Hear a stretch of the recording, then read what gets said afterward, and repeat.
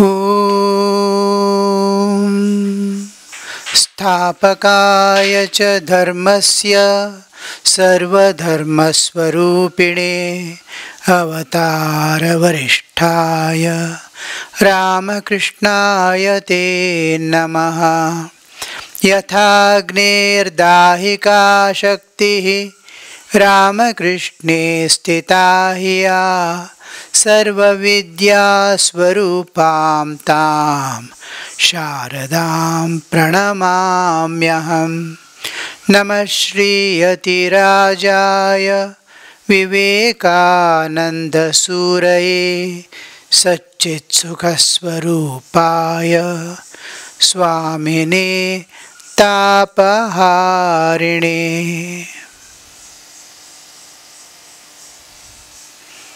Namaste to you all, my love and blessings.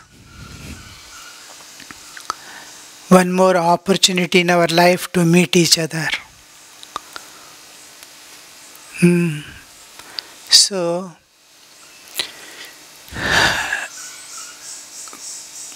last some hopes from the relief of Corona we saw that some scientists are predicting most of the things will within August throughout the world there will be great amount of relief, and we will be able to go back to our normal life.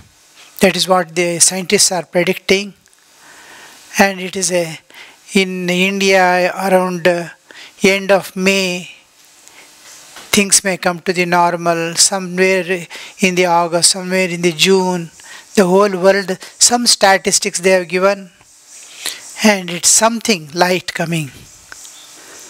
So many souls are praying, even the suffering souls are praying for the others.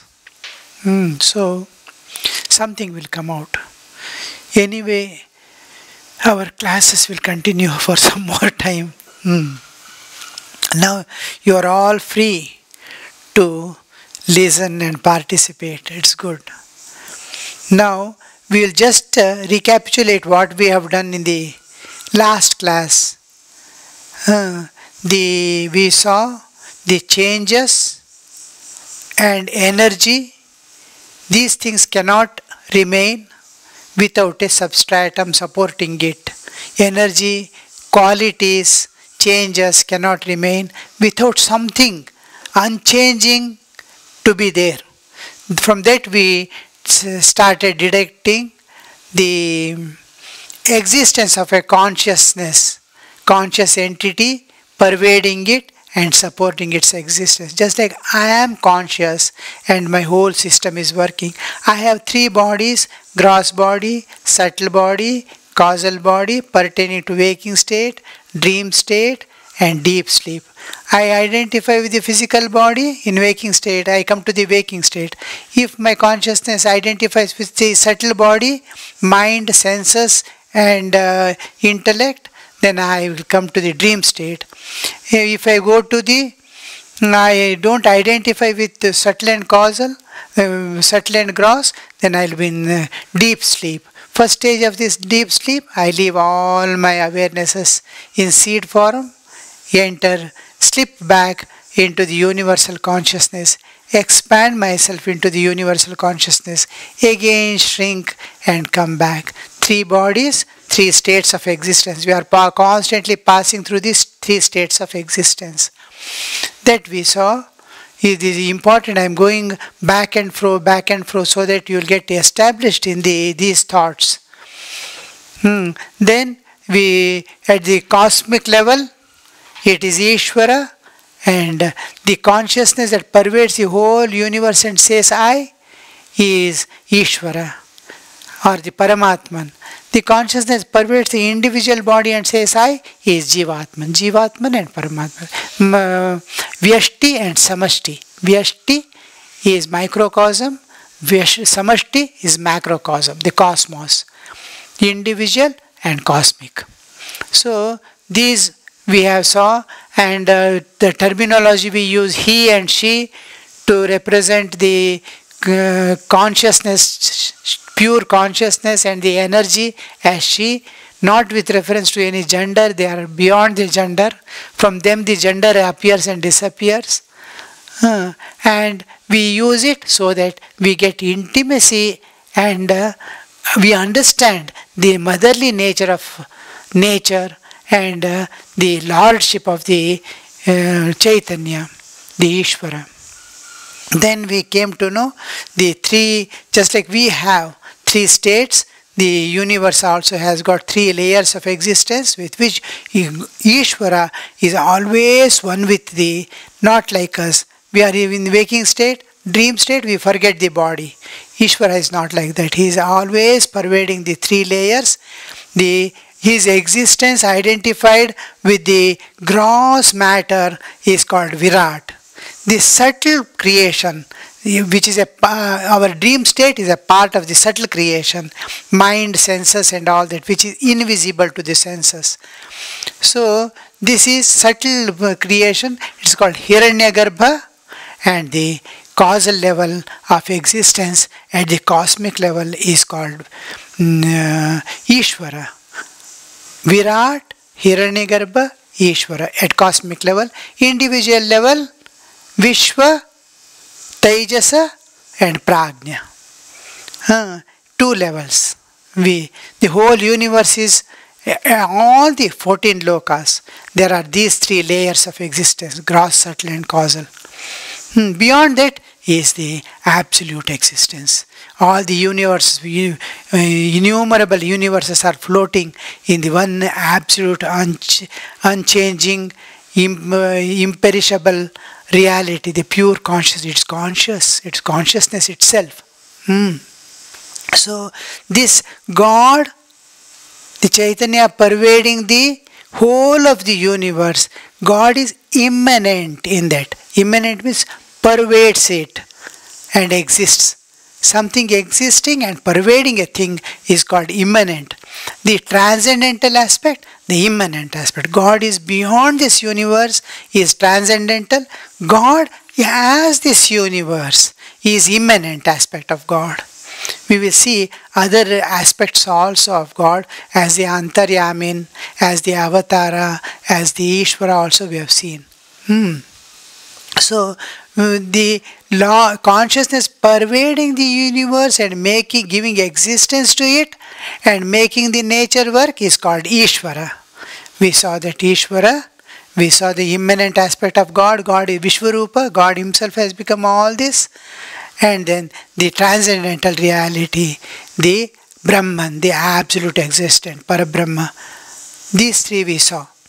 And then the omnipotence, omnipresence and omniscience of the Ishvara is all knowing. I am Alpagnya, he is Sarvagnya. I am Alpashaktiman, he is Sarvashaktiman. Because he is cosmic and I am individual. So this is the difference. Because I have identified with only one body and the rest of the universe I have left over. That's why this difference comes.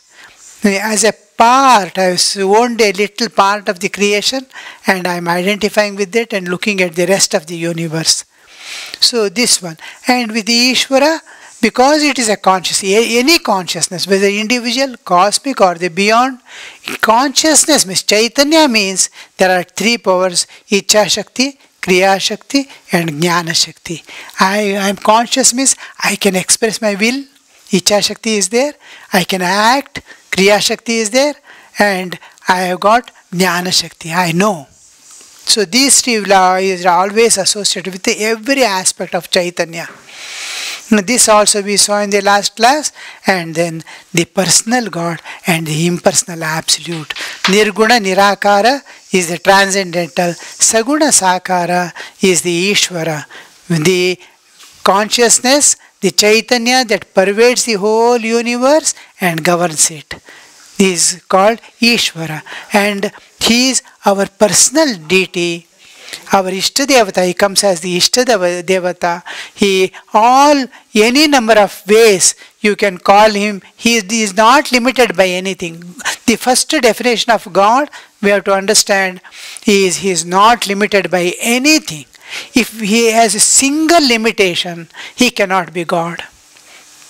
And that consciousness, my consciousness has limitation, my body has limitation, my mind has limitation, my senses have limitation, my heart has limitation, my reasoning, intellect has limitation. But if any kind of limitation is there, it cannot be God. So I cannot be God, you cannot be God, unless you get one with you dissolve your personality in the Ishvara. So the God means unlimited. I am limited by form, so I cannot come to you as dog or a cat. But God is not limited by. He can come in any form, at any time, anywhere. He is all pervading. Just you see, mobile. You are speaking in one place. That it is limited by time and space. But when the mobile instrument converts into this vyakta, it is limited and perceivable. That becomes imperceivable and all-pervading. It is limited, it becomes all-pervading. The receiver can be anywhere in this world. He can be in America, he can be traveling in flight, I can speak. Because it is all-pervading. What I speak is limited, but what the mobile instrument is making vyakta into avyakta, manifest into unmanifest. Again, his mobile takes from the unmanifest, again makes it manifest. My voice is manifest, it is sound, its sound becomes the waves, all pervading, and wherever that receiver is there, he can receive. Traveling also, he can be in bathroom, he can in the house, he can be in the garden, anywhere he can listen. Because it is all pervading. Like that, God is all pervading. He is available at any time, anywhere. This is most important part of the personal aspect. I can approach him. One of the important features the devotees of God entertain is he is Sulabha, Saulabhya Paripurna. He is approachable at any time and is accessible to us. He is accessible. But we have to just tune ourselves. You are accessible to me over the phone. Easily accessible, anytime accessible. But I must tune to you. I must ring to you. Ringing is I am tuning to you. So, like that, I must be able to tune to the divine.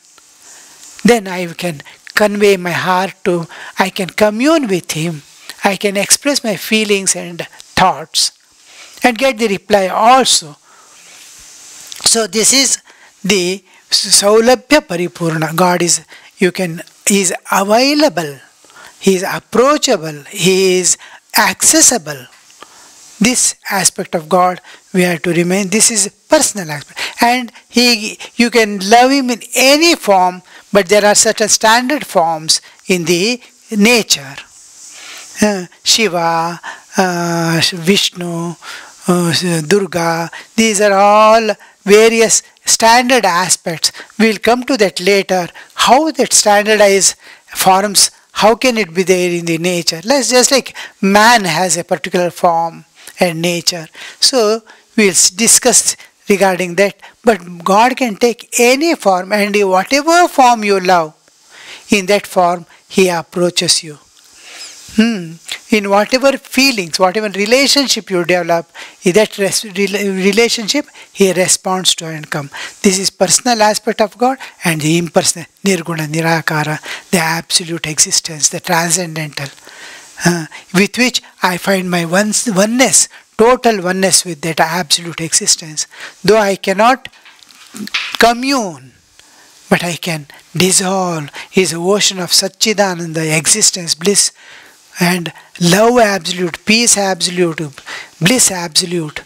In that ocean, what all we are seeking in our life is there in abundance. You want a joy, you want love. We are moving about in this world for a drop of it. Ocean is there, unexplored. So this is what is then this is what we saw in the last class. Now we will go to a little regarding the Divine Mother. Now the Chaitanya aspect we saw, the power aspect, the Shakti aspect. Now the ultimate expression of the sages, what the sages conveyed, that is conclusion, sages conclusion, the ultimate conclusion was that the eternal existence, unchanging, imperishable, infinite, limitless ocean of bliss and consciousness is consciousness itself. There is nothing else other than that. In that ocean of bliss, Ananda, the whole universe emerges. There is a power when you sleep or when you are sitting. All your powers are dissolved in you. You know driving Shakti is dissolved when you sit. You know cooking, the cooking Shakti is already dissolved in you. All the Shaktis that you can manifest, you know the computer working. So many powers you have got, you can lift 20 kilos. All these powers, whatever you can do, all these powers remains dissolved in you when you are sitting. Like that, all the powers, everything is dissolved and one Ananda Swarupa alone will be there. Now, in this, the Shakti aspect, the whole universe is manifestation of that Shakti. And we see it, the power which is going to emerge in that absolute, active, dynamic, conscious energy. Active, dynamic, conscious energy. It is in potential form. Even with the Chaitanya, it is going to wake up. The moment you think, let me do the cooking, how your Shakti, that cooking Shakti manifests in you. Like that, it manifests, it projects out. This projection of the Shakti is the first, it comes out as a pulsation. It is dissolved, nothing exists. After the whole creation dissolves in the absolute, nothing. Just like we sleep and wake up, the whole universe is going to dissolve in the absolute. When it dissolves, nothing remains. One ocean of bliss alone. Infinite, eternal bliss, absolute. In that, again, the creation is to begin. So, this, this one, just a pulsations begin. The pulsation creates the waves. The small, fine, beautiful, pleasant ripples of love starts going from all directions. Suppose a concentric circles like tung tung tung from all directions, it's spreading out. The only waves of love is spreading. Imagine this is in the Ananda, ocean of bliss. It is a molten bliss. Ananda, the waves of bliss. The love, waves of love, what is the content of this love? Is bliss. In ocean, if there is a wave, what is it wave? Content of the wave is water. Water is flowing. Like that, in the bliss, molten bliss, love with content of bliss is flowing. Imagine, in the Marathi, that song is there, Anandache Dohe Ananda Taranga. This Taranga, ripples of love are flowing. Anandache Dohe Ananda Taranga. So this Ananda, when the bliss, Ananda and love, waves of love filled with bliss, in the ocean of bliss it is flowing. What could be? In that, motherhood manifests. How beautiful, you see. Motherhood manifests. Let me become many. The joy makes, just like a laughter comes when you express some joy. Ha ha ha ha ha. How it projects out, you see. Like that, the love with bliss, excessive bliss projects out. This flow is called paranada. Paranada. It is a wave of consciousness in consciousness is called the paranada. This paranada, when the motherhood appears in it, a thought appears in it. Let me become many. Let me become many. Immediately, the thought that let me become many suddenly shrinks into a point called Bindu. It becomes Bindu. The Sri Chakra is representation of this from Bindu onwards, external manifestations of the universe. So, from Bindu, again that whole energy which was there, spreading out, bliss and love, suddenly has condensed. It again burst back like a spota. And when it opens up, space and time comes into existence. In this space and time, as the background, the whole multifarious universe projects forth. It comes out. Projects. So, this projection of the universe in the background of time and space is most enjoyable thing. And this constantly expands through millions and millions of years till it reached its optimum level of expansion. Again it starts condensing back and dissolving again.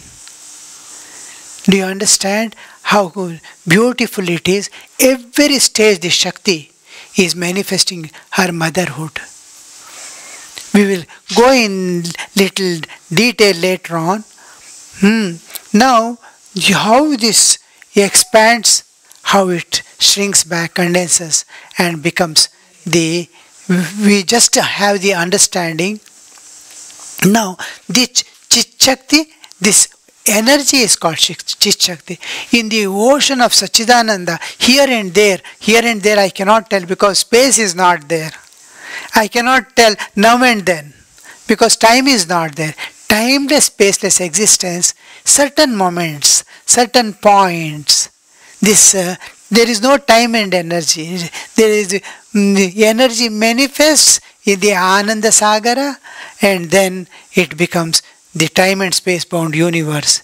Again closes, blooms. Again millions of universes are appearing and disappearing.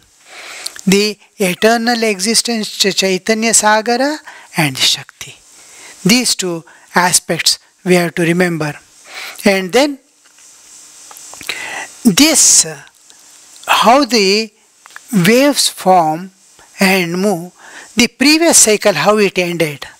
Just imagine, the whole universe has gone back slowly by stages. The projection is so beautiful, but withdrawal, the shrinking back, the what is you call collapsing of the universe is little hard. Suddenly the matter disappears and starts becoming energy. Tuck, tuck, tuck, tuck, tuck, tuck, tuck, it is folding back. So it is very little unusual like. The creation is so beautiful. It is like Lasya, the dance of a woman is called Lasya. The men dancing is called Tandava. So the creation ending is like Tandava and the creation is like a Lasya, beautiful. So this very last when it whole matter, the whole universe becomes energy. Matter and energy are interconvertible, becomes energy and slowly when it dissolves as a again paranada and then small ripples of love, and slowly merges in the absolute.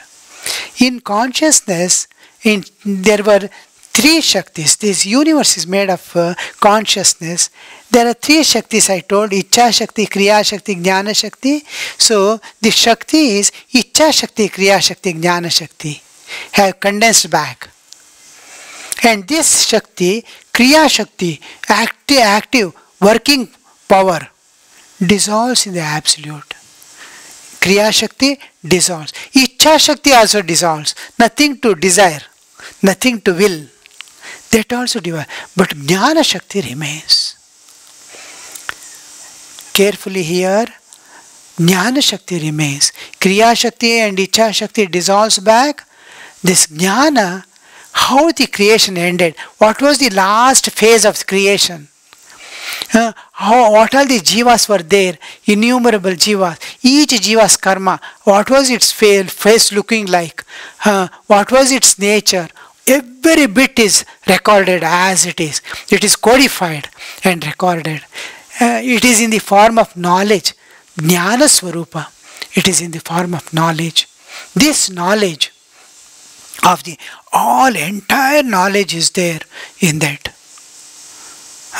The whole creative process, how it happens, how the jivas come into the picture, how the jivas reformation of the bodies, how the new jivas come into creation, how the realized souls dissolve back in the absolute, or according to their wish they remain, how the liberation is given. Every bit of information is there in that knowledge. Every aspect of creation, what is God, how the various aspects of God, various aspects of Jiva, there is, regarding the whole creation, its emergence, its again going back, everything is there, that fund of knowledge and of the previous cycles, as just a previous cycle, it's active knowledge, because the next creation has to come exactly as it was. So the other past cycles also knowledge, millions of cycles are over, all that knowledge is stored in that. This knowledge, the whole knowledge fund is alive. This is as knowledge, the Shakti, Jnana Shakti, as pure knowledge remains in the consciousness. Ananta Sachidananda Sagara, it remains just as knowledge. When you sleep, how you sleep you see. That knowledge alone remains in the end. This knowledge is called Sharada or Saraswati. When everything dissolves, the whole universe dissolves, nothing exists. Only things that remains awakened is that Saraswati, Jnana Shakti. This is the actual Vedas. Vedas, when we say, it is imperishable knowledge that is carried from cycle to cycle in the active state. It is not in passive state. So, active state it is flowing, the rishis tap that and get the knowledge of all God's creation, this, that, what is Jiva, Jagat and Ishvara in essence and in reality, what it is, they just tap, just like that honeycomb is there. You put one stick inside, it starts dripping. You can open your mouth and hold it straight away. So, like that, they tap out from that knowledge. That is Vedas. A glimpse of it, whatever they got, the drops from that eternal Vedas. Vedas eternal, why you understood now? It is not because it is there from the cycles to cycle. It is going as knowledge. Everything dissolves. The knowledge remains. Saraswati remains as pure knowledge. And this is what we call Sharada or Saraswati. This knowledge itself. Ramakrishna says, this is Saraswati, Sharada means it's real Sharada who has taken the form, human form has come. We don't understand what Thakur is telling unless we know this process of creation. It is when the whole thing, nothing remains, it is she that remains. Even Ishvara dissolves, universe dissolves, but Sharada remains. That knowledge remains, that comes down. This is the eternity of the knowledge which we are, Vedas what we say. From this knowledge, the Rishi Munis have tapped from this knowledge many things which were inaccessible to human mind even with struggle. Then they tuned. Now when you see the 14 lokas, Bhubhuva, Swaha, Mahajanatapa, Satyama, Atala, Vitala, Sutala, Talatala, Rasatala, Mahatala, Patala, the 14 lokas, it is inaccessible. When we search nature also, there is no chance any scientist, however deep he cannot even imagine there is multiple planes of existence. There are multiple universes. It is inaccessible. But when the rishis get the link, immediately they will log to that knowledge and tap out. Now they can realize, they can see, they can visualize, they can actually experience that. Once you know where it is and how it is accessible to you. So this is the fund of knowledge which eternally flows. Now at every level you will see the Divine Mother stepping down step by step, step by step, step by. We will see this clearly aspects of Divine Mother also and the various aspects of Ishvara also.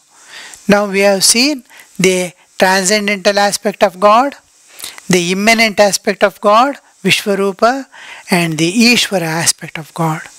The same God, one consciousness is manifesting through all bodies as Jiva. One consciousness. When we go back to our root, leaving all the coverings and vehicles we are carrying, body and all that, when we remove all these things and we enter inside, one by one, we will see that we are eternal existence. Similarly, this is subjective ultimate, the other side is the objective ultimate. Neti. See, when I go inward and start walking inward, the other things I am transcending must start folding back in me. When I start expanding myself to the cosmic level, the back, just like when you sleep, the whole universe which you are seeing winds up behind you. It is no more there for you. Like that, in meditation also, when you transcend within, and when you are going within and transcending one by one layers, Annamaya, Pranamaya, Manomaya, Vijnanamaya, one by one layer you are transcending and going inside. The moment you enter into the Manomaya Kosha, the whole universe must disappear from your awareness, just like you enter into sleep. So then you will see the inner layers that you are transcending and going. Then ultimately you will see it is universal consciousness which is projecting in and through me as the Jiva. The universal consciousness is manifesting through all the bodies as various Jivas. At root, we are one. In manifestation, we are manifesting through one God is manifesting through various bodies. Now, this is called Antaryami. God is called Antaryamin, the indweller. He is there inside. Somebody asked Sri Ramakrishna, why there is so much of suffering? He says, who is suffering? You have kept that ego. When the Jada and Chetana come into picture, Your spiritual existence. You have kept the body as I.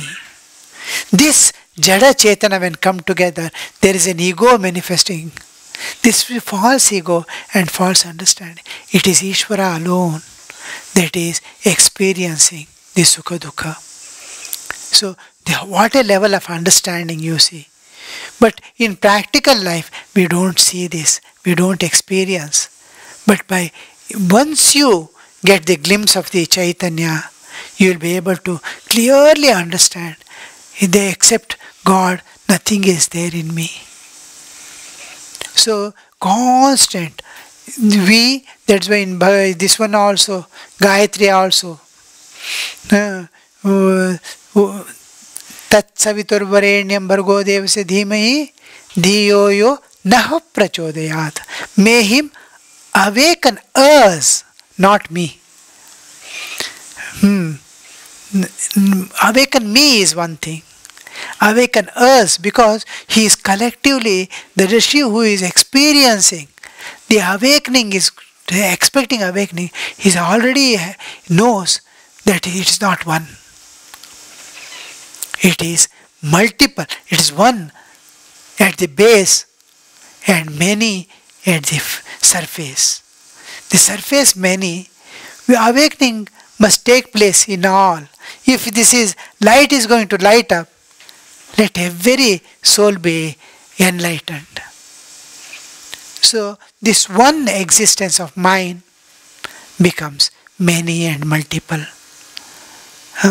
Now just we will recollect what we have studied today, the ocean of consciousness, unlimited, eternal, imperishable, ocean of bliss, peace, absolute. Bliss, peace, love, absolute you can say. In that ocean of bliss, the energy manifests. Here and there we have to say, it is manifesting because the previous cycle has dissolved this.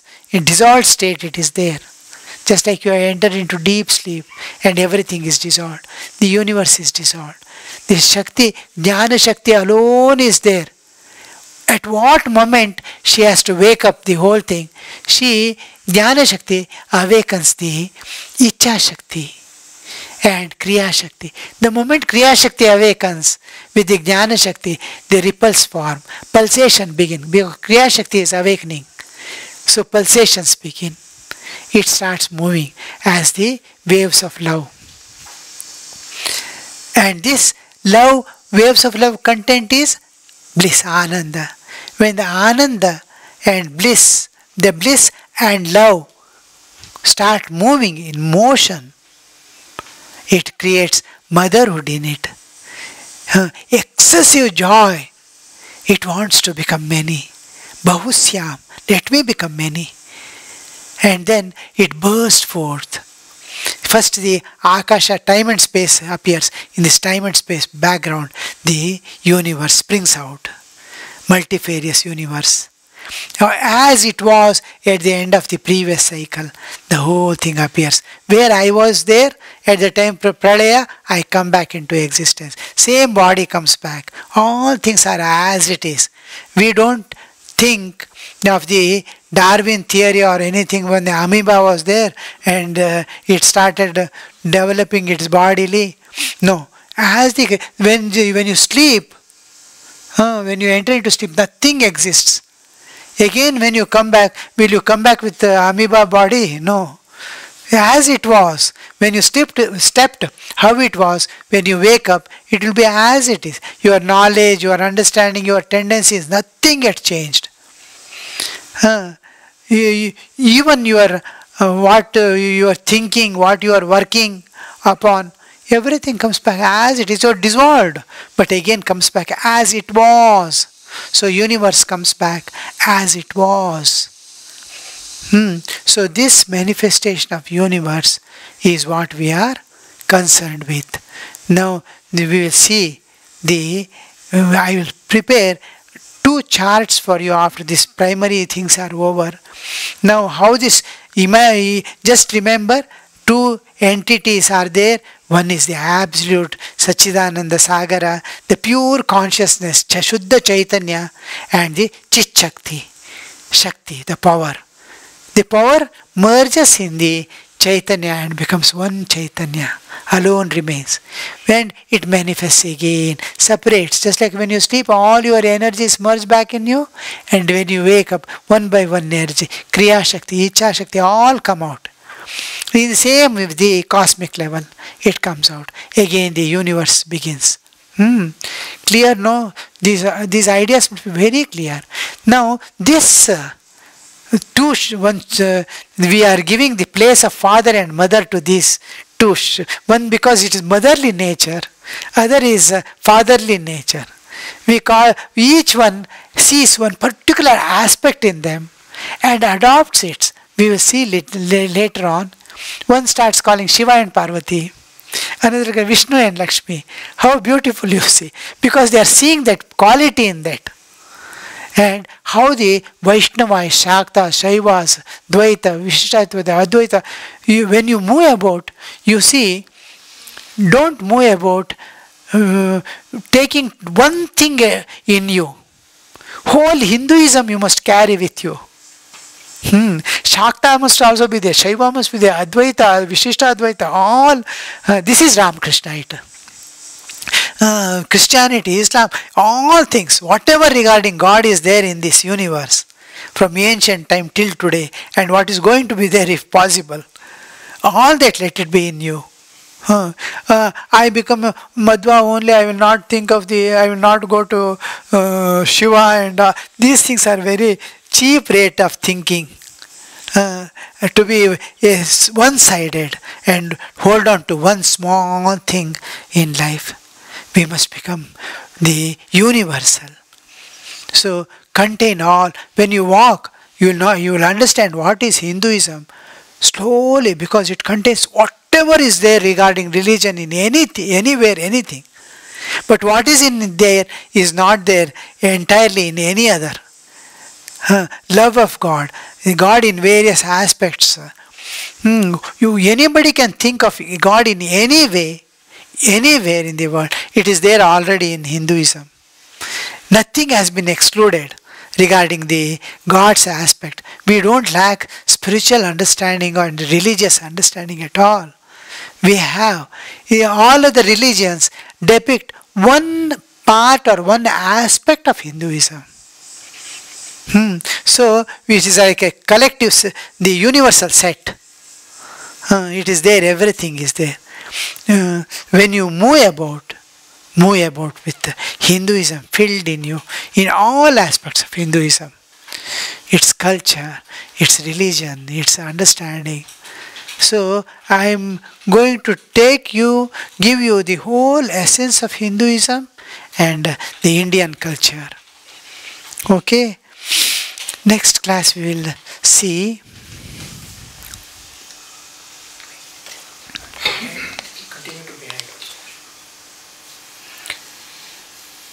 when we were in Murdeshwar, you had mentioned to me, Swamiji, that sadhu and normal person sees a holy place differently. Further you explained saying you are seeing shops, structures, pujari, lingas, whereas I am seeing things differently. Question: can you please let us know how we normal people who go to places of pilgrimage get a different spiritual experience other than normal things? 2. What are the efforts required to be put? Being Karunamai, does not he realize that we have come all the distance just to see him? Does he reciprocate our prayers? If he does, how come we do not feel? In simple to ask how to go on a pilgrimage, what preparation we have to do so that we get spiritual experience, what a sadhu realized the soul gets. The thing is, What is the content of our consciousness?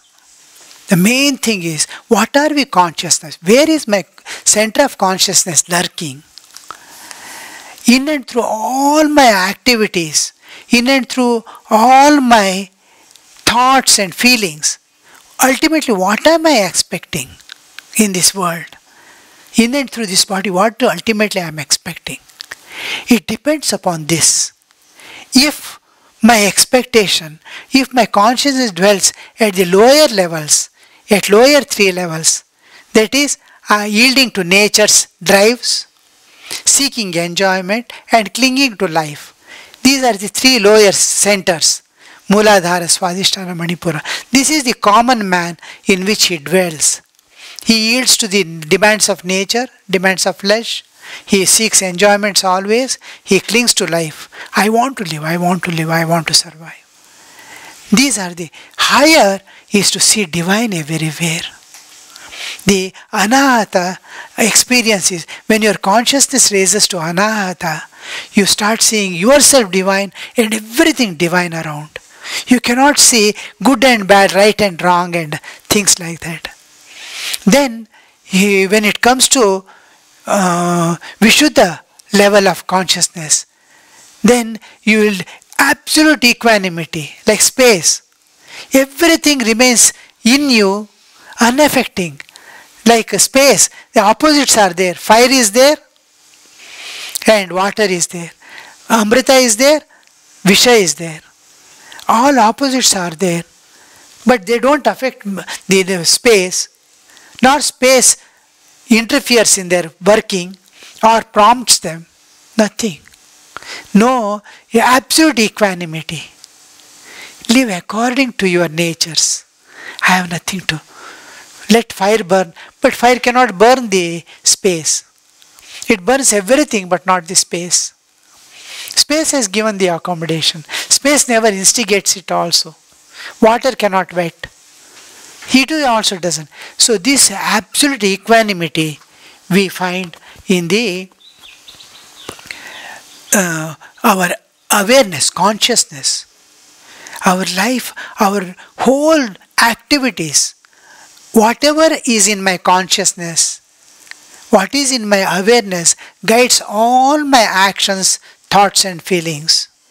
My thoughts, feelings and actions are governed by my awareness.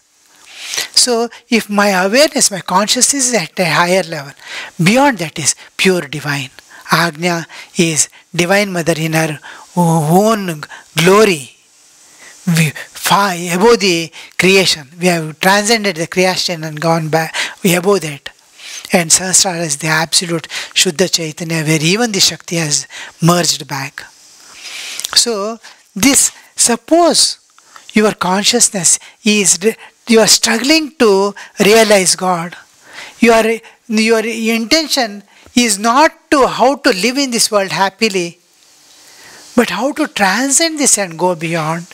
Then you are struggling to go beyond the Manipura and reach the Anahata. In that case, the pilgrimage gives, the moment you think, your awareness is full that I must realize God in this life. Time is going, life is going. One day, sooner or later, within no time, the end is going to come. Should I go empty-handed? I will do all the duties of my life with all diligence and dedication. I offer it to God as my offering, worship, and I call upon Him. I have to reach. That one constant cry inside, if it is there, every pilgrimage center will give you some gift when you go and stand.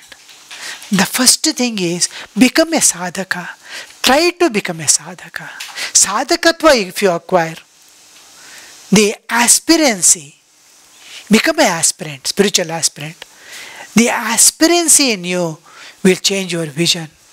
You will not see at the what I have to give here, donation, or what I have to, how the pujari is doing puja, or the people are moving about, how much dirt is there in the temple, how people are behaving here. Nothing affects. I am there God is there. Let the blessing of God flow on all. That awareness, that inner, the thing is, to pilgrimage is meant, the purpose of pilgrimage is to awaken the spirit inside. Nothing else. Because I need something to awaken my spiritual consciousness. Why should I go to pilgrimage center? Because the particular vibrations are there. The vibrations are left by the divine itself many places. There are by nature. Nature has certain places are naturally filled with divine awareness. The moment you go there, you find the calm and divine awareness coming from within. These are natural. Some are made, man-made. Now, some sadhu has lived there for a long time. He has struggled in his life. He has realized God and gone there. God has manifested there. So these are the man, it has become a pilgrimage center because of certain incident. And there are some temples and pilgrims which has built up. It has happened. This is built up. I build a temple. I have got 20 crore rupees with me. I will build a fine temple. With people's acceptance, number of people coming, faith and their devotion makes the divine vibrations come there. So there are three types which are naturally pilgrimage centers. Some places have become pilgrimage center because of certain things, and which is man-made. I have created a temple and invoked God there. And the people coming and devoting their life, their devotion is making it more and more stronger. So this aspect, whatever be the temple, whatever I am going to gain that advantage, that vibrations can make my spiritual awakening. It can take me to higher levels of consciousness. When I go with that purpose, I will forget all other things. It is like a person met with an accident. He has fallen in the street. You are taking him to the hospital. You are indifferent to all things on the road. Somebody is selling rare fruit. Your attention will not go. Gama smell of the bakery or masala dosa frying will not attract you. Nothing is, you are indifferent to everything because the patient you are carrying, like that it will be. You become indifferent to that, not calculated. But your awareness is such, your seeking is such that it will happen.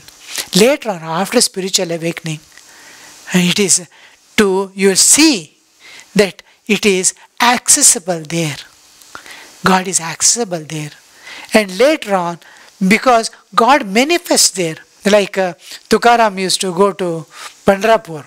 When Tukaram used to go to Pandharpur, the image used to, everybody is seeing stone image, the actual Vitala is dancing in and through that image. Only he could see. Other saints who are witnessing it could appreciate it.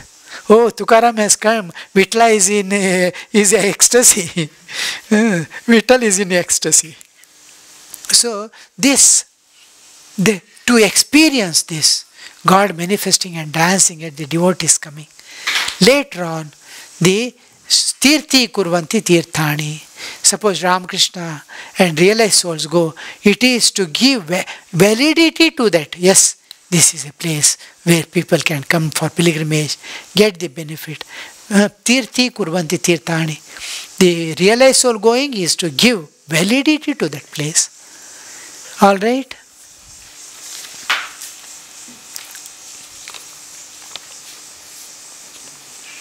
Awakening of Sushumna is connected to invoking of Sharada, or it is other way. Sharada, see, actually, awakening of Kundalini, he is asking about the awakening of Sushumna. We have clearly we don't have, we will come to this subject also because it's a part of Hinduism.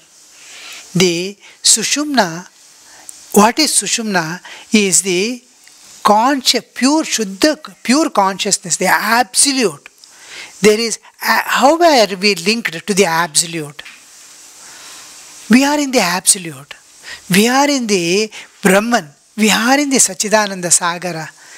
We in the part of universe. The universe is also the absolute.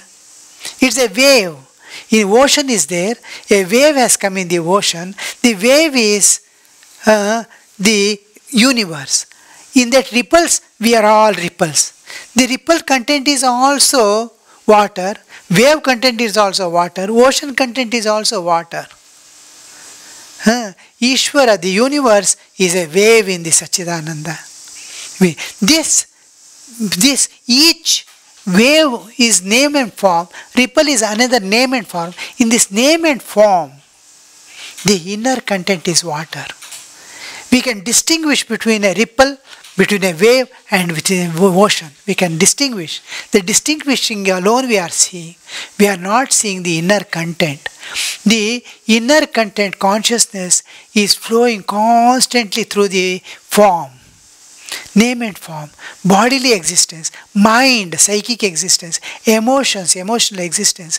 We have various existence and the consciousness is flowing, keeping the whole bodily existence alive, active, conscious. Mind is consciousness, body is conscious because the consciousness is flowing. Just like blood flows, just like there is a circulatory system, respiratory system, alimentary system, food we take and pass. There are systems like that. System of consciousness is there. Consciousness flows. Just imagine a bacteria entering your body and WBC, white blood corpuscles, rushing to kill it. All accumulating around the bacteria. You can see the defense force working there. Each cell, WBC is a conscious. It is conscious that this bacteria has entered the body. It is conscious. It is a self-consciousness and conscious of the environment. It is able to recognize that how it, like a police, it runs to kill you, see, in your own body. Now corona is going to come and the WBC will multiply in millions and crores in your body once the corona enters. So this is immunity system. Now this energy, you see how it manifests. Now this consciousness, if every cell is conscious, your mind is conscious, consciousness continuously flowing from inside. The canal from where there are called thousands of nadis, through which the consciousness is flowing to the outermost skin of our existence.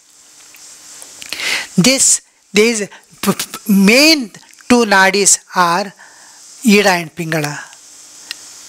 Sushumna is from where the consciousness is distributed to our three layers of existence: Stula, Sukshma, Karana. That is our physical body, our subtle body and causal body.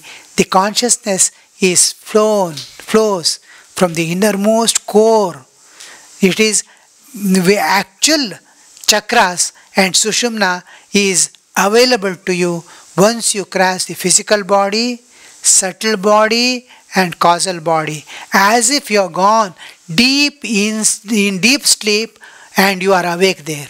Then you can see the Sushumna. Then you can see the chakras, various chakras, existential. Now manifest consciousness, up and down it goes. This is manifested consciousness is different, existential consciousness is different. Existential, I exist. Even in deep sleep, I exist.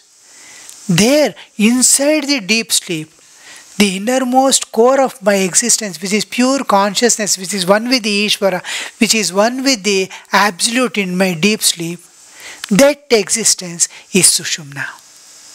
Understand? Remember clearly. We have to go so deep inside in the meditation to identify the chakra. It is not something, but it is possible. Any one of you, you are all engineers and doctors and all, you can easily explore within yourself. So that is called Sushumna. That awakening, it is already awakening. It awakens other things. It is eternally connected to the Absolute, eternally connected to the imperishable flow of consciousness is there from that. Eternally connected to Ishvara. And it is supporting all that exists. There is nothing called awakening. The thing is, awakening of Kundalini Shakti is there. The power which has brought the infinite to finite has to go back to the finite. When you pump the water to a tank, the energy that you have pumped remains with that water as the head. And when the tap is opened, it flows back. This flowing back, the energy. So the energy which has made me, my infinite existence into a jiva, remains with the jiva to take me back to the source. That Shakti is called Kundalini. This Kundalini awakening is there. It happens. The Saraswati concept is little difficult to understand. It is something like the last stage of entering into the Absolute. There we come face to face with the Saraswati Sharada. I am entering into the Absolute. But from the beginning, we access to the Sharada, we go on praying for knowledge, jnana. It is constant supply of knowledge. I need jnana. I need the power to work, strive for the realization. Then I need the power to destroy the things that are holding me back to move forward. These three Shaktis, the Saraswati, the Mahalakshmi and Mahakali, Mahasaraswati. These three together are called the Durga. We adopt in sadhana Durga concept, in which one of the thing is which supplies me with knowledge and understanding every level. See my child, it is like this.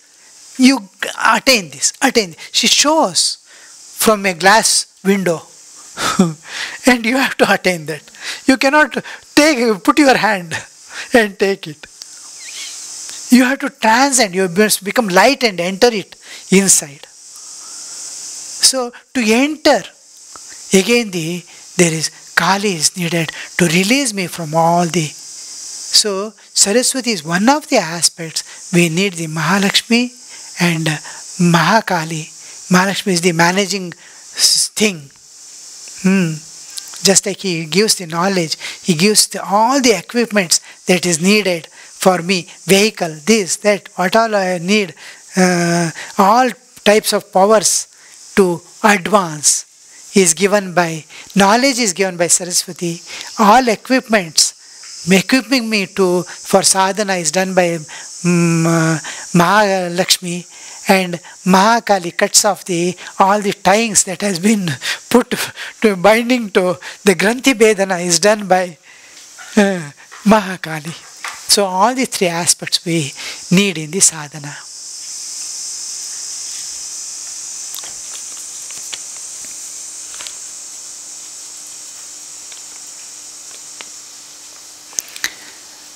I am practicing unselfishness.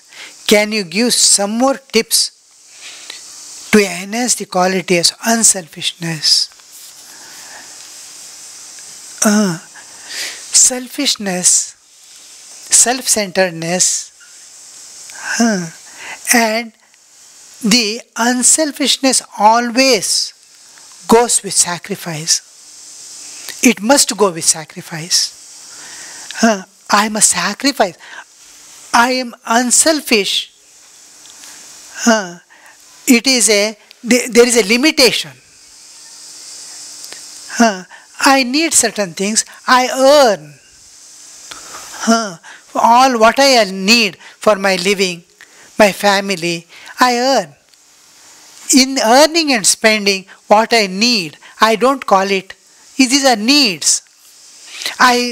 Minimum, I will check. That is it necessary? While buying, I will check whether is it necessary. Can I go without it? Now I want a washing machine. Can I live without a washing machine?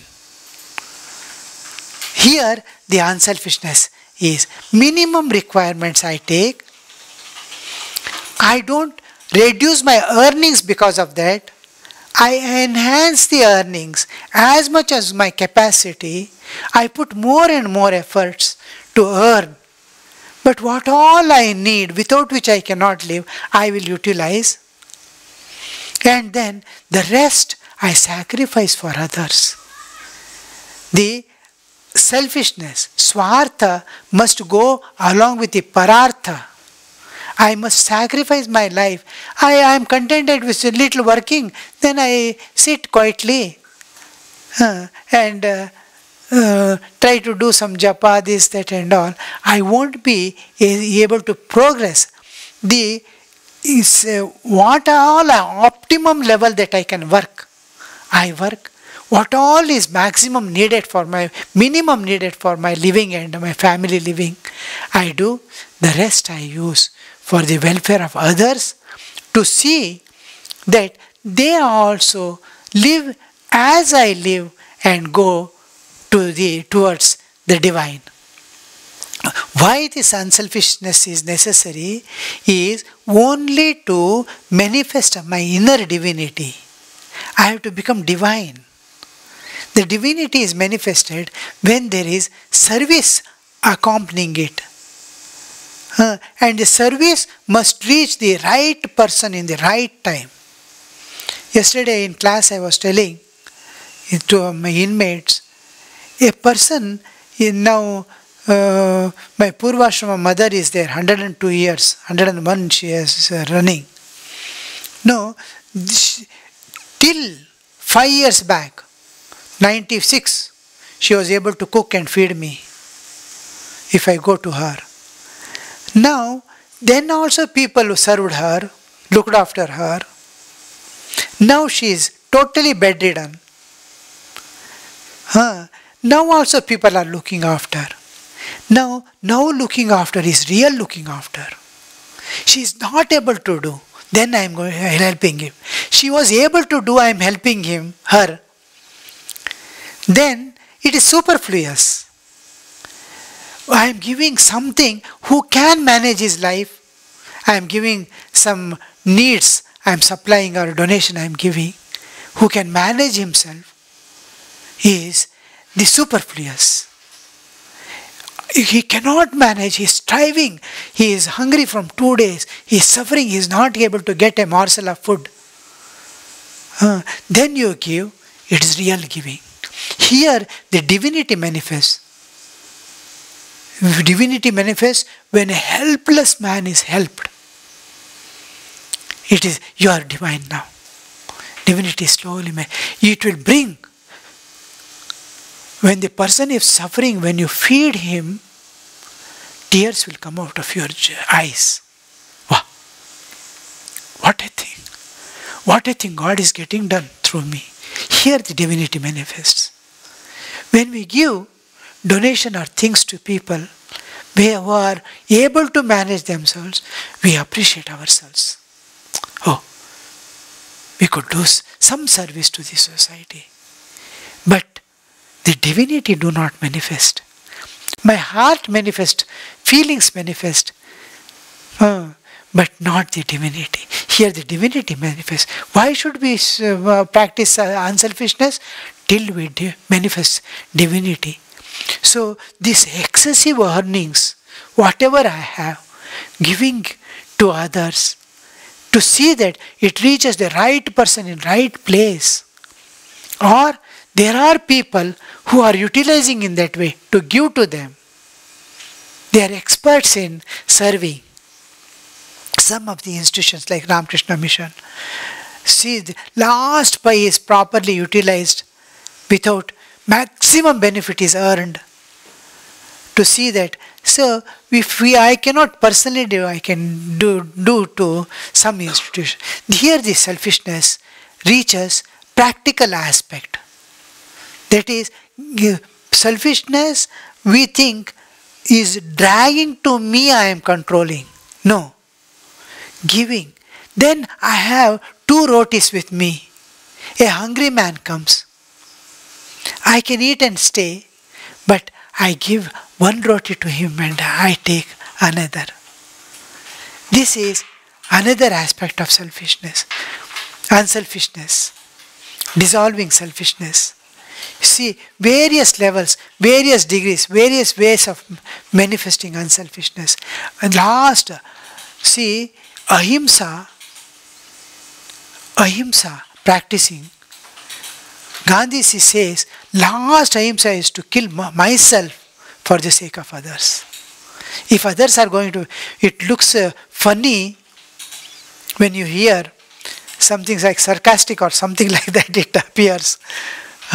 But the Jainism, last they take the vow of dying up, giving up their body, fasting. Because every grain that they eat is taking away life. What if that life dies or this life dies? Jivo jivasya jivanam. To live, you have to. That highest ultimate. There the total manifestation of divinity is supposed to be there. When you are absolutely unselfish like that. I have nothing to, the last stages of unselfishness is, I have nothing to attain in this world. What all I have to attain is within me. Now I have to give to others. I have to give to others. My life, my thoughts, my feelings. Okay? When we sleep, sometimes we wake up suddenly and come to this world.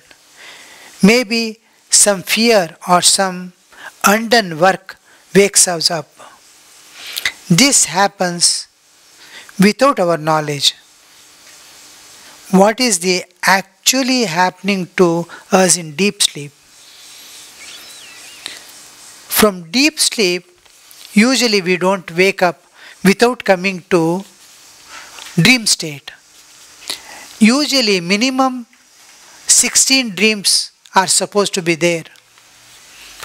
Rapid eye movement, from that they recognize in medical science that number of dreams, minimum 16 dreams will be there. The last dream will be usually remembered. Others will pass. Why these dreams come is, the mind goes on capturing and recording all things that we pass through during the daytime. When the recording is full and nothing more is possible, the natural sleep comes. The recording is not possible now. He has to sleep. Otherwise, standing, he will fall down. Sleep. So that it drags him into sleep. Now, in sleep, what happens is, whole thing is relayed. What is called fixing up the memories happens in sleep. In sleep, whole thing, mind projects it again. There are 4 parts in our mind stuff. Mana, buddhi, chitta, ahankara. Manas is their mind, buddhi, intellect, chitta, memory, and ahankara, doership. I am the doer, I will enjoy, I will do ego. The 4 are there. 4 are the parts of mind. Ego is also part of mind. So, when I see a far off an object is moving, what is that? What is that I am thinking? Mind is working. Pros and cons it is thinking. Oh, it is a man, not a cow. When I become definite, intellect is working. Nischayatmika buddhi, sankalpa vikalpatmakam manaha. Manas is sankalpa vikalpatmaka. Pros and cons things. Nischaya, definite is buddhi. And memory is there. What all? Now I see elephant, I recognize it as elephant because from childhood I have been taught that it is an elephant. From that memory I recognize. Suppose I see a new animal, oh, I have never seen in life, I say. The whole memory of the life is scanned in 1 second, fraction of a second. So fast mind works. The whole memory it scans and says, oh, I have never seen in my life. The moment he says, he already ready with the answer, I have never seen in life. Means whole memory is scanned. How fast mind works, you see. So this memory is there, and then ahankara, the experiencer, ego is there. This in dream, the mind projects all the recordings. Buddhi decides, is it necessary? How to keep, where to keep. It's called pigeonhole keeping. In a post office, you will get so many letters. There will be pigeonholes. Each Bangalore, Mysore, Canada, this, that, and all, he will be putting in that pigeonholes. He will be placing. The moment he sees his hand like typewriter, his hand goes there. It puts the letter in there. Like that, the mind, intellect, whatever mind projects, it will first analyze it is real or unreal. Because mind has always access to memory. From memory also, now and then it will be throwing something. Yeah, similar. Now, I have seen a root while going. I have seen a tree. Some branches might have looked like a snake. In my dream, I may get a snake. Without my knowledge. I have never seen a snake, but I have seen something like the memory, mind is throwing away from memory. I am drinking water, fan is going on, it is ripples are there, I may get ocean in the dream because water was shaking. So something relative of the memory it throws. But Buddhi understands this is not real, this is not real, it throws away. Certain things, whatever is real, now we have met today. It's an important meeting. So it has to be kept in everlasting memory. The memory is fixed. Permanent memory. Tomorrow I have to go to Bangalore. I have booked my ticket. Is equally important. But the moment you sit in the train, it's over. It gets erased. I need not remember that. So important but temporary is put in one cage. The another thing, permanent memory is put in. My marriage day, my childbirth, all these are permanent things which are not to be erased. So the fixing of memory takes place during sleep. Now this memory fixing is happening when the whole things are projected. For this alone sleep is needed. Suppose you are living in this world, leaving everything as it is. You are not unattached, you are moving about. Then you need very little sleep. You need 3-4 hours sleep. You are taking everything into your mind with involvement. Uninvolved mover needs very little sleep. I need about 3 or 4 hours sleep now at my age, nearing 70. When I came to Karkal area, this area, I used to sleep 2 hours a day. Because I don't carry anything. I see, I appreciate, I do whatever I have to do and leave it there, washed of hands. But those who carry, they need 8 hours, 10 hours sleep. Everything they are putting in the mind, everything has to be projected. The intellect has to go on throwing it into the waste basket. Unwanted things, it will put in the waste basket. It is slowly dry. Suppose I ask, yesterday what tiffin you took? You remember. Day before yesterday, you have to think over. 10 days back, oh, it was Tuesday, I went to his house, he gave masala dosa. You have to link and take away from the bin. Otherwise it will go away. Unwanted things. Most of the things we record is unwanted things. It will go to the bin. By morning, everything is clear for re-recording. Now in this process, certain things wakes you up. Some fear, some anxiety can make you come to the waking state because of the intensity with which it is projected. The mind, how the intellect takes. Intellect is busy with fixing alone, then there is no problem. It is getting involved and worked up, intellect even in dream, then it wakes you up. Otherwise the recording will continue. That is one thing. And from unconscious things sometimes you wake up. Because so many things are there in the unconscious mind. You see, many times we get the dream, I have fallen from a height. Many people get. And even in old age you get the, you have gone to examination in chemistry, you thought it is a chemistry paper and he is giving physics paper, something happening. Even in old age you will get these dreams because it has entered deep into the unconscious mind. It projects out. They also wake you up. Now, when you are a child, people used to throw you up and catch. The child, it will do each time you throw. That comes even in later age that you are falling from a height. So these things also make you wake up from sleep. Reality is seen in dream, it wakes you up. Simple thing. If you see the reality, anything unreal, once it is gone, it is unreal, but intellect gives sometimes reality to it, apart from fixing the memory. Then you will wake up immediately. If creation returns back as it is, why does pralaya take place? Why do you sleep every day? It is cyclic. Everything in this universe you see, it is going on in a cyclic way. Everything is going on cyclic. To keep the ball rolling, it has to, because the creation comes with time and space. Time and space is limiting. Anything limited, to continue it perpetually, the absolute is ever existing. It wants to present its eternity in the relative. The eternity to experience in the relative, it has to go through the cycles. Now, the eternity is brought into the fresh water supply. So, it goes through the cycle.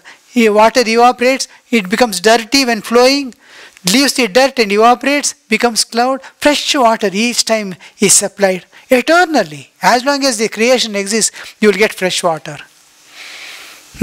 So, this cycle makes the time and space limited things eternal.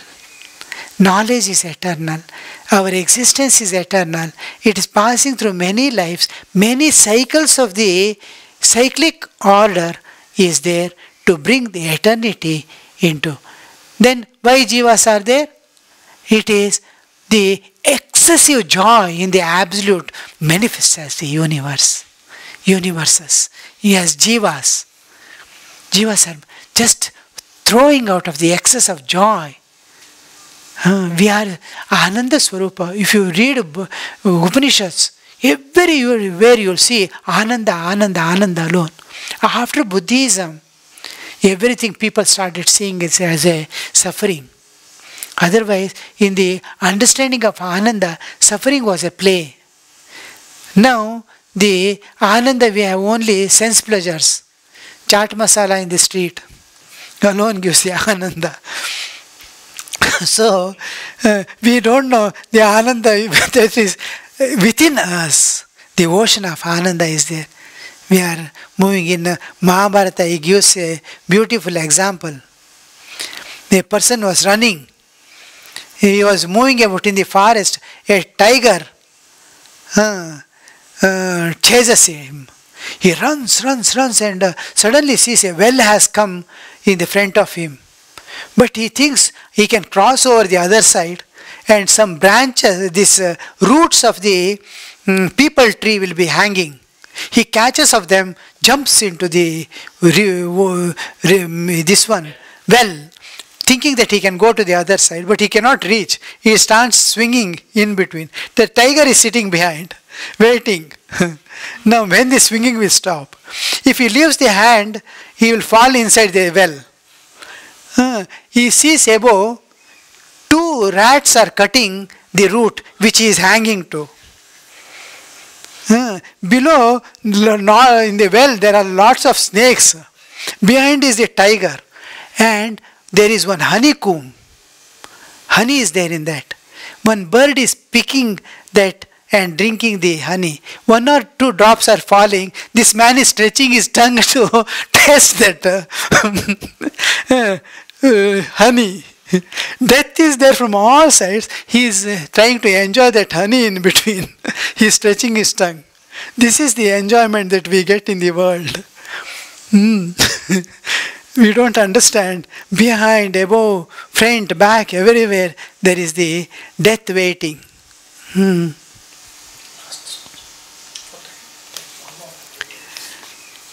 Thus each cycle of Srishti and Samhara karma keeps adding to the Jnana Shakti.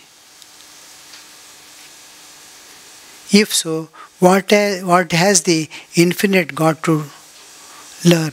Does each cycle of Srishti and Samhara karma keeps adding to Jnana Shakti? Knowledge. Jnana Shakti is knowledge. If so, what has the infinite got to learn? It is not learn. Now, you have an industry.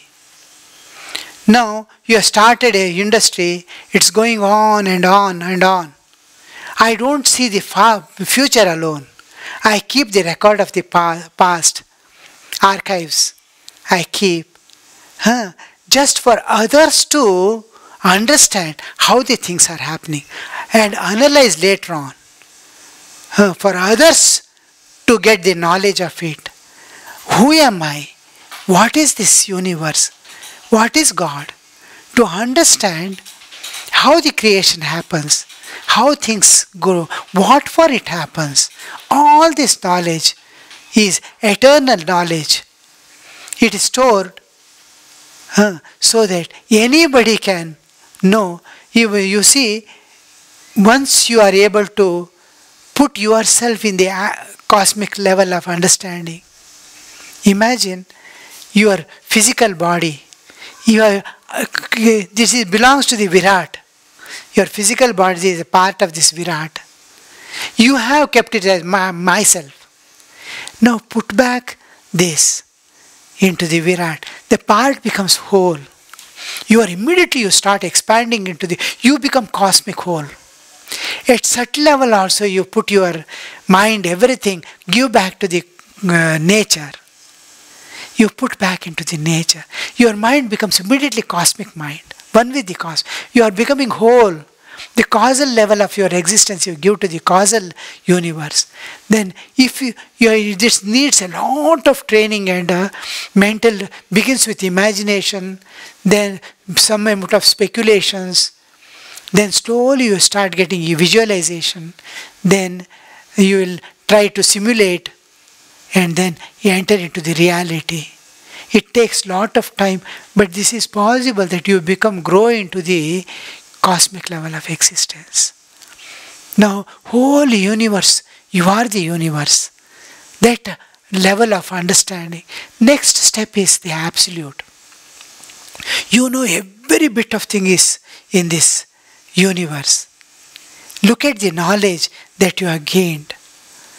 Now, what happened in the previous cycle? You can know anything within the cycle at present. You cannot know into the past and future. You want to know the inquisitive nature, the intellectual and spiritual urge doesn't end with the I becoming the whole universe. It wants to know what happened in the past, what happened in the future. Now, Vyasa writes Mahabharata and all these things, not seeing. He could expand in the time also. Time can be stretched into the time, into the future and into the past. That is also possible at a particular level of understanding. Now, to give the 18 Puranas and 18 Upapuranas to the world, about the cosmic understanding, how the creation happens, what happens, about the past lives that directs our lives. It is inevitable. We have to come to this earth. Our karmic load is there. It is compelling us to be how to go beyond. Each soul is urging. It is finding immediate necessity to transcend and go. I want eternal peace. I want eternal joy. I want eternal freedom. Where is it? Where is it? Every soul is searching. To give this knowledge, I have to tap from there alone, where it is stored. If it's a factory, the person who has done the factory may go away. But archives shows how it came up, how it advanced, where are the problems, the future generation to know, the past to drive their vehicle ahead. They need. It is knowledge for the Jivatman. It is stored. Okay? So, we will end. Thank you all. And be the reservoir, the treasure house of Hinduism. All aspects you know, all aspects you enshrine in your heart. You must move as a real Hindu. Real Hinduism, and another use, some word they use, no, Hindu, no, the to politicians and all use, no, Hindutva. The word Hindutva is very, Hindutva means it accepts the whole universe as it is. Till this acceptance comes, we cannot say, I have imbibed the Hindutva, I have become Hindu. Everything I accept as it is. What is my part I do. But the denial of anything in this world is not an aspect of Hinduism at all. Yes, good is there, bad is there. It is inevitable part. When one becomes two, there will be negative and positive. So, the whole thing, all aspects of God, all aspects of this nature, the varieties, everything you enshrine, become a moving vehicle of wisdom and knowledge, devotion, and then move about in this world freely. All right.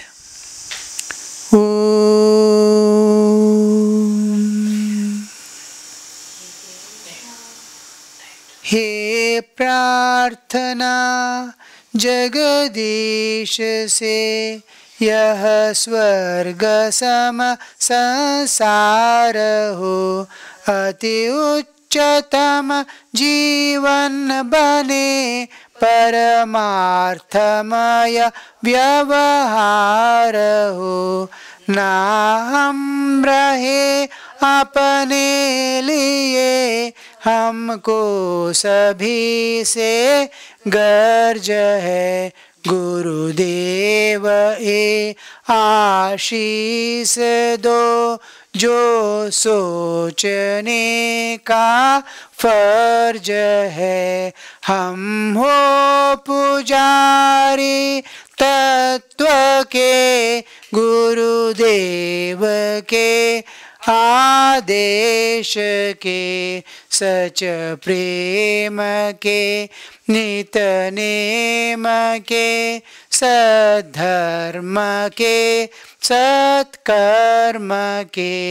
हो चीड़ झूठी राह की, अन्याय की, अभिमान की, सेवा करन में दास की, परवाह नहीं हो जान की। छोटे न हो हम बुद्धि से, हो विश्वमय से माया हो राममय और कृष्णमय जगदेवमय जगदीशमय हर इंद्रियों पर ताब कर हम वीर हो अति वीर हो उज्ज्वल रहे सर से सदा निज धर्म रथ खंबीर हो अति शुद्ध हो आचार से तन मन हमारा सर्वदा अध्यात्म की शक्ति हमें पल भी नहीं कर दे जुदा इस अमर आत्मा का हमें हर श्वास भर में गत रहे गर मौत भी तो आ गई सुख दुख हमसे सम रहे गर मौत भी तो आ गई सुख दुख हमसे सम रहे सुख दुख हमसे सम रहे।